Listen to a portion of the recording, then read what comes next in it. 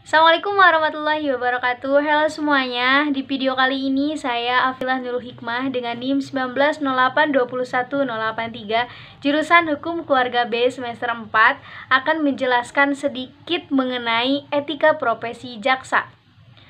Untuk itu, mari kita langsung ke penjelasannya.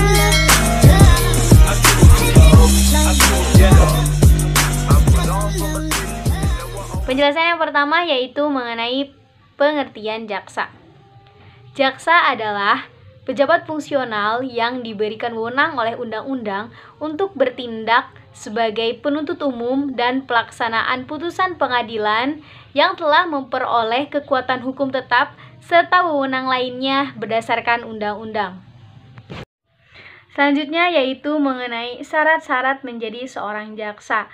Menurut pasal 9 ayat 1 ayat 2 Undang-Undang Dasar Nomor 16 Tahun 2004 tentang Kejaksaan Republik Indonesia, syarat-syaratnya yaitu 1.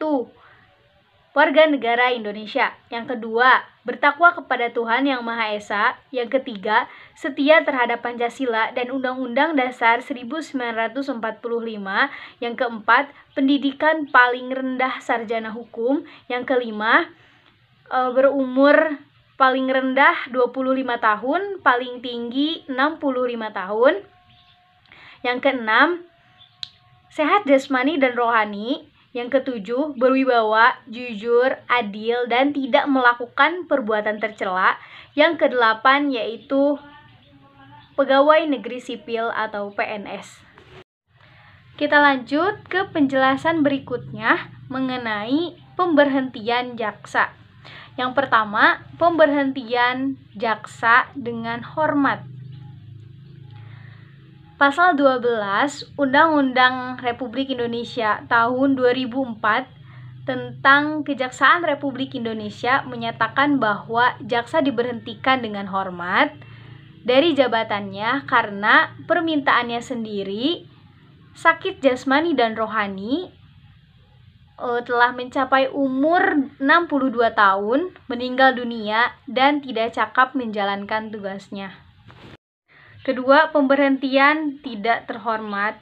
Menurut Undang-Undang Republik Indonesia Nomor 16 Tahun 2004, Pasal 13 menyatakan jaksa dipidana karena bersalah melakukan tindak pidana kejahatan, terus-menerus melalaikan kewajiban dan tugasnya, melanggar larangan yang dimaksudkan dalam Pasal 11, melanggar sumpah dan janji jabatan, dan melakukan perbuatan tercela.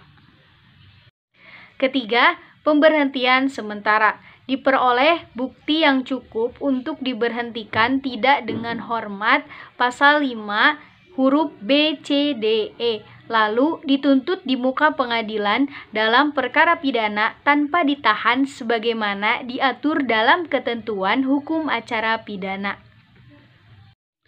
Yang keempat yaitu pembebasan sementara. Pasal 15 menyatakan jaksa yang diangkat menjadi pejabat negara atau dipekerjakan pada intensi di luar Kejaksaan Republik Indonesia dibebaskan sementara dari jabatannya dengan keputusan Jaksa Agung. Penjelasan selanjutnya mengenai kode etik profesi jaksa. Kode etik profesi jaksa diatur dalam Peraturan Jaksa Agung Republik Indonesia Nomor Per-067-A-JA-07-2007 tentang kode etik perilaku jaksa. Ada beberapa kode etik yang harus dilaksanakan oleh seorang jaksa. Yang pertama, etika melakukan tugas jabatan. Pada prinsipnya, dalam melaksanakan tugas profesi jaksa wajib 1. Menaati kaidah hukum, peraturan perundang-undangan, dan peraturan kedinasan yang telah berlaku. 2. Menghormati prinsip cepat, sederhana, biaya ringan sesuai dengan prosedur yang ditetapkan. Ketiga, mendasarkan pada keyakinan dan alat bukti yang sah untuk mencapai keadilan dan kebenaran. Yang keempat, bersikap mandiri, bebas dari pengaruh, tekanan, dan ancaman opini publik secara langsung dan tidak langsung. 5. Bertindak secara objektif dan tidak memihak. 6. Memberitahukan dan atau memberikan hak-hak yang dimiliki oleh tersangka, terdakwa maupun korban. Ketujuh, membangun dan memelihara hubungan fungsional antara aparat penegak hukum dalam mewujudkan sistem peradilan terpadu. Kedelapan, mengundurkan diri dari penanganan perkara yang mempunyai kepentingan pribadi atau keluarga. Kesembilan, menyimpan dan memegang rahasia sesuatu yang seharusnya dirahasiakan. Kesepuluh, menghormati kebebasan dan perbedaan pendapat sepanjang tidak melanggar ketentuan peraturan perundang-undangan.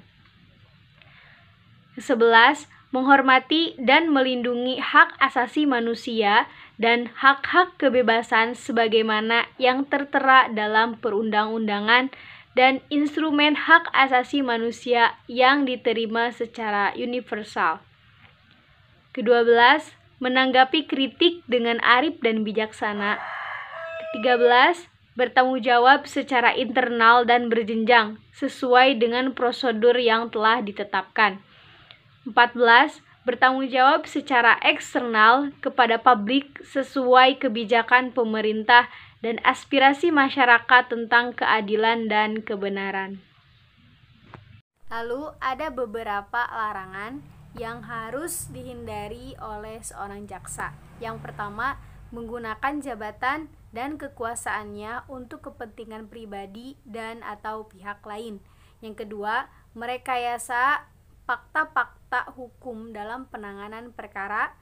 Yang ketiga, menggunakan kapasitas dan otoritasnya untuk melakukan penekanan secara fisik maupun psikis. Yang keempat, meminta dan atau menerima hadiah dan atau keuntungan serta melarang keluarganya untuk meminta dan atau menerima hadiah dan atau keuntungan sehubungan dengan jabatannya. Yang kelima, menangani perkara yang mempunyai kepentingan pribadi atau keluarga, mempunyai hubungan pekerjaan, partai, dan finansial, atau mempunyai nilai ekonomis secara langsung atau tidak langsung. Yang keenam, bertindak diskriminatif dalam bentuk apapun. Yang ketujuh, membentuk opini publik yang dapat merugikan kepentingan penegakan hukum. Yang kedelapan, memberikan keterangan kepada publik kecuali terbatas pada hal-hal teknis perkara yang ditangani. Yang kedua yaitu etika kepribadian jaksa. Peraturan Jaksa Agung Republik Indonesia Nomor Per Strip 067-JA-07-2007 tentang kode perilaku jaksa, yaitu 1. Bahwa dalam rangka mewujudkan jaksa yang memiliki integritas kepribadian serta disiplin yang tinggi guna melaksanakan tugas penegakan hukum dalam mewujudkan keadilan dan kebenaran, maka disusunlah kode etik profesi atau perilaku jaksa. Kedua, bahwa sebagai perwujudannya perlu diterbitkan Peraturan Jaksa Agung Republik Indonesia. Seorang jaksa harus memiliki 3 karakter dalam menjalankan tugasnya sebagai aparat penegak hukum. 3 karakter tersebut yakni keahlian, pertanggungjawaban sosial, serta memiliki rasa kesatuan, keterikatan terhadap sejawat dan anggota masyarakat yang dilayani. Yang ketiga yaitu etika pelayanan terhadap pencari keadilan. Sebagai seorang penegak hukum, jaksa harus bersikap dan bertindak menurut garis-garis yang telah ditentukan di dalam hukum acara yang berlaku.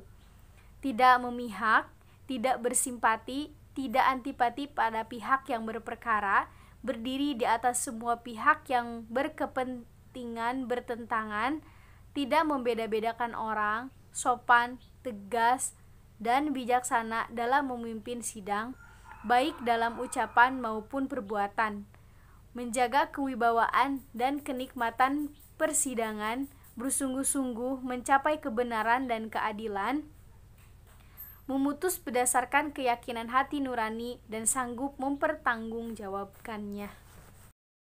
Oke, cukup sekian video kali ini. Semoga bermanfaat. Wassalamualaikum warahmatullahi wabarakatuh. Bye-bye.